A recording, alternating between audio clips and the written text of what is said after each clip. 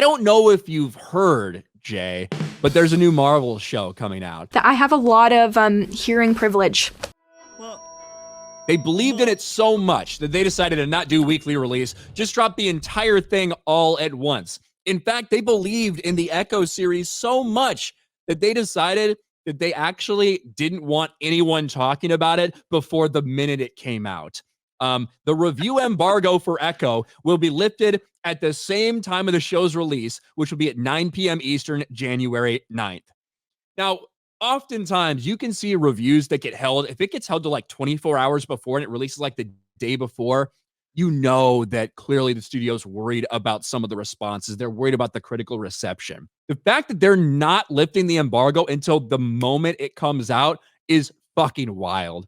And it tells us that a lot of the things we've heard in the past couple months and years about this series are probably absolutely accurate. That they tried to cancel it, that they reshot almost the entire thing, that they initially planned for it to be more episodes. They had to cut it down just because they had so much shit out there, and that Kevin Feige could not cancel it because they bragged about having a woman, indigenous, amputee, deaf person as the lead role in this series. They virtue signaled so hard they couldn't get out of it. And now they're doing everything they can to convince people to go see this shit, including saying, hey, guess what? We've got a bunch of cameos, Jay. Isn't that what people are so excited for? What we want more of in Marvel shows and movies? Marvel's Echo director attempts to drum up interest in Disney Plus series by teasing a number of cameos. Everything we've seen in this, it's a lot of it has been. Yes, I decided to pause it right there. I thought that was accurate. I'm deaf. It looks like a very compelling character who really emotes well, right? It looks like she don't give a fuck about anything. No.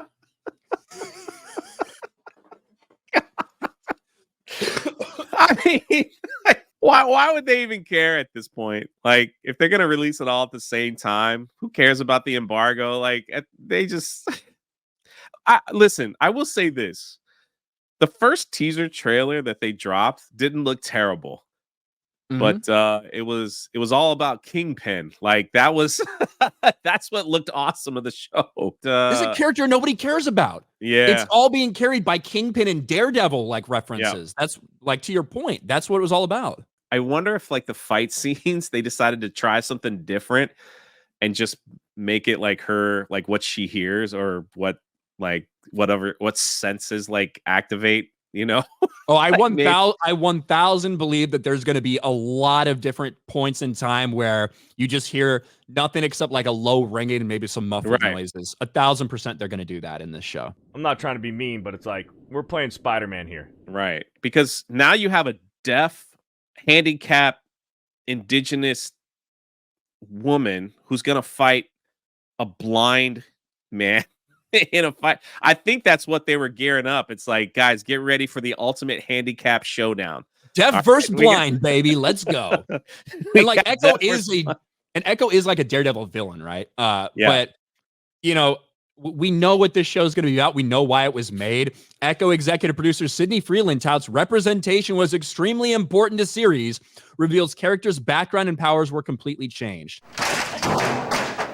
They took her powers, which is basically to replicate anything she sees, kind of like Taskmaster, and they changed it to her being able to like look back and get in touch with her Native American like ancestors and shit like this. Boring! I wonder why they would want to change her powers like that. I wonder why Sidney Freeland would want to change her powers to something like that.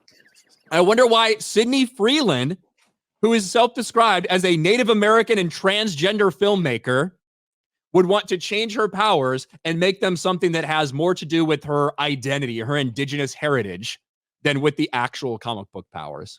Just a big mystery. I don't know. They need to go all in. This should just be the handicap representation show.